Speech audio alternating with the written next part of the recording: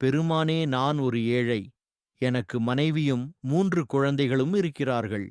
நான் உலகப் பற்றிலும் உலக வாழ்க்கையிலும் உழன்று ஏராளமான துன்பங்களையும் சித்திரவதைகளையும் அனுபவித்து விட்டேன். என்னை சந்நியாசியாக்கி பந்த பாசங்களிலிருந்து விடுவித்து ஞானம் அருளுங்கள் என்றான். புத்தர் சிரித்துக்கொண்டே 2 காலி பாத்திரங்களை எடுத்தார். அபிநந்தா, இதோ பார் என்று சொல்லிக்கொண்டே அவர் ஒரு பாத்திரத்தில் கற்களை போட்டு நிரப்பினார். அதை குளத்து நீரில் விட்டார். அந்த பாத்திரம் குளத்தில் மூழ்கியது. மற்றொரு காலி பாத்திரத்தை குளத்து நீரில் விட்டார். அது மிதந்து சென்றது. அபிநந்தா, கனமான பாத்திரம் குளத்தில் மூழ்கிவிட்டது. காலி பாத்திரம் குளத்தில் மிதந்து செல்கிறது.